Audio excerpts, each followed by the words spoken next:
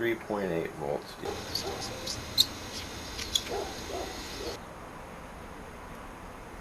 Okay, that's not too bad.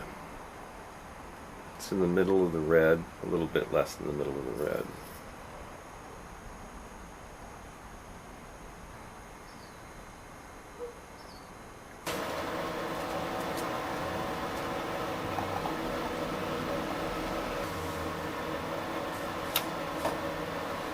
As you can see, this battery shows it's got about 1,000 cranking amps.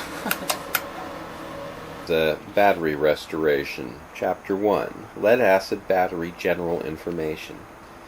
In the average lead-acid car battery, golf cart battery, or variations like sealed batteries, the standard electrolyte solution is 35% sulfuric acid and 65% distilled water. My belief is the acid works on the lead in the plates and causes electricity to be released when demanded. When this release occurs, it leaves behind a sulfation layer. If the battery is charged up within a short period of time, this sulfation layer is converted back into acid by the electricity applied to the battery. So the common belief is that if you leave your lights on or drain your car battery, a soft sulfation layer is formed, and this can be restored by jumping the car and having the alternator charge up the battery and remove this sulfation layer. But if you leave the battery dead and discharged for a long period of time, like weeks or months, then a hard sulfation layer will form, and it is impossible to remove it by charging. Each cell in a lead-acid battery that is full capacity will be slightly over 2.1 volts DC. So if you count the cells and it's 12 volt, it will be 6 cells.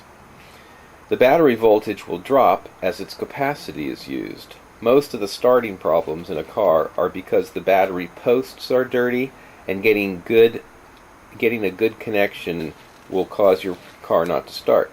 If the battery electrolyte or water is lower than the top of the plates, which is usually caused by your alternator putting out too much voltage and boiling off the water, it also won't start.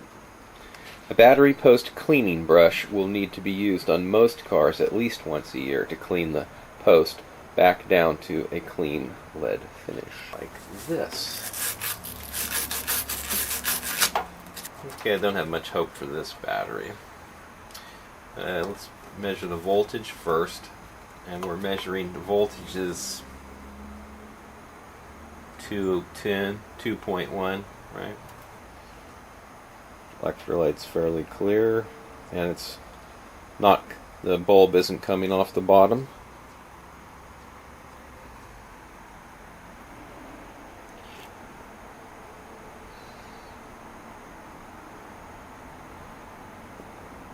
There, it just came off the bottom slightly, but you can see it's not even close to being in the red.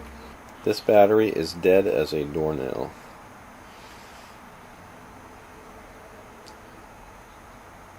The electrolyte looks a little muddy here. Chapter 2, Battery Assessment and Testing. The first thing to do when testing a battery is to have a good voltmeter and hydrometer. The multimeters can be had for around $20 or a little more at Home Depot, or $6 at Harbor Freight, and will be very helpful when diagnosing electrical problems in cars and with alternating current in homes. The hydrometers are less than $10. The one you're looking at costs $6 at the auto parts place. A battery can have the full 12.8 volts but have a low hydrometer reading indicating no actual capacity. Although if it won't start the car, you can tell it doesn't have the required capacity also. For restoration projects, it helps to be able to monitor the progress with a hydrometer and multimeter. First check the voltage, and then check each cell with the hydrometer levels, and clean the top of the battery and clean the battery post so you get a good connection with the charger. Look for cracked cases, bulged cases, indicating the sulfation has pushed the plates out and deformed them. Pop the caps off the top of the battery and examine the electrolyte levels. If the water is low, add distilled to at least a 1/4 inch above the lead plates. Voltmeter's running at 17.32 volts. Put it on the 40 amp boost rate, which is why it's so high. and it's only running in about 4 amps at this point. You can see it starting to equalize and boil the electrolyte off though, and some of the cells are not doing anything and others are starting to function. A lot of times it'll take hours and hours before you can start it to even get going. We're going to call it number 6. Chapter 3, Battery Restoration. A car alternator cannot restore a battery to full capacity because it cannot reverse sulfation, as its maximum voltage is usually 13.5 to 14.5 volts, and it's not enough to get to a state of equalization, which is around 16 volts on a 12-volt battery. Charging a battery up will not restore its capacity unless it includes an equalization charging. So a trickle charger, a 2-amp charger, or any charger that will not get the battery to 16 volts after extensive charging will have little effect on a hard sulfation, and as such will not restore the battery's capacity. There are 3 ways to remove the sulfation from my research, and they are as follows. 1. Battery equalization. This technique has been used by off-grid solar system owners for a long time to preserve the life of their expensive lead-acid batteries, some of which cost in excess of $3,000. I mean, for the whole battery bank it would be $3,000. If you had 12 batteries and they were $350 a piece, you'd be spending a lot of money on batteries. And considering their average life is 5 years, you do everything you can not to spend the money every 5 years. The charger or solar panels are applied to the battery to get it to the required voltage to start to see the cells gassing and boiling, which will be above 15 volts on a 12-volt battery. Of course, high voltages will push electricity into a lower voltage battery, and sometimes high currents will also be pushed in. This causes heat, and heat must be avoided. If the battery gets warm, that is fine, but stop charging and let it cool down if it gets hot, as if it gets too hot it can destroy the battery. The equalization will eventually get to the point where the voltage is high, but amperage is very low, like less than 2 amps, and almost no heat is produced. This process may be continued for many hours to get the best results. 2. The battery can have chemical additives like the old VX6 or the modern Charge It or battery equalizer, which are products that have aluminum sulfate or cadmium sulfate in them to cause the sulfation to be removed. I've used alum or aluminum sulfate. The last system for desulfation is using a high-frequency stimulator to remove sulfation from the batteries. Here you can see the infinitum that I have. It's got a red LED light on it, and when the battery voltage gets up above 12, then it turns to green, as you can see. I've had a couple of the $35 desulfonators using high frequency, and my impression is that they have little effect. Others have had good success with them. Initially, if the battery is completely dead and has sat for a long time, I would use a high amperage voltage charge to start it going, and it may take hours to get going. Any reading on the charger showing some amperage is being delivered to the battery is where it's going to be starting to charge. And you can see in this particular case, the charger has started to get up to 10 amps. If it won't take a charge, I would use jumper cables to a good known battery and start the charger charging for 15 minutes and disconnect it and see if it will start charging on its own.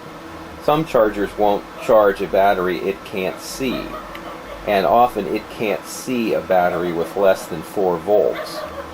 Once it starts charging, I would lower the amperage setting and let it go for 8 hours or so and see what voltage it will eventually get up to and what the hydrometer readings it gets to for each cell are. I would take my dead battery and charge it up initially to as high as it will go, and then do 2 cycles where I discharged it down to 10 volts and recharged it to get as much of the sulfation converted as possible. After it has been restored to its best possible state through the cycle, the voltage should get to around 12.8 volts, and the hydrometer should get to about 1250. And a testing on the car will show if its capacity is okay or not. I mean, you should be able to start the car easily. You can see the Harbor Freight's fairly accurate. They're both 1691 and 1697. 6 here that was dead as a doornail is that it did not come back to life completely. As you can see, the voltage here is 12.99, which is almost 13. It's been sitting for several days, and it hasn't come down less than that, so that's pretty good. But voltage doesn't mean everything. The hydrometer shows that the level's at just in the green, which is also pretty good.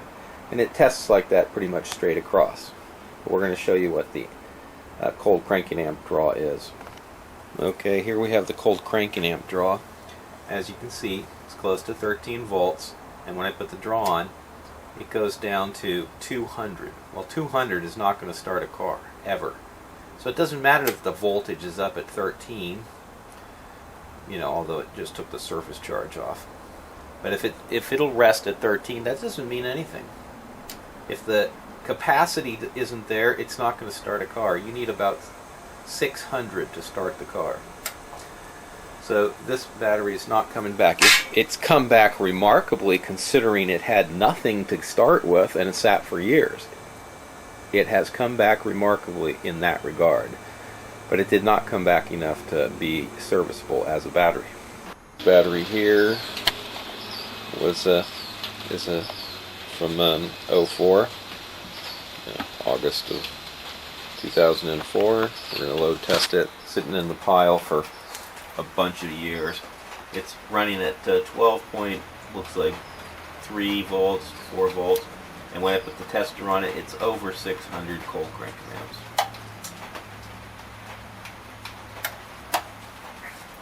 So that's good. This is from 04, this battery here. It's currently at about 12.8. We're going to hit the load tester. You can see that it's running about 800. It's taking some of the surface charge and keeping it on dropping, but it's sticking at about above 600. So that battery's good. So in the last battery in the line there, this one here is from 2000, I think.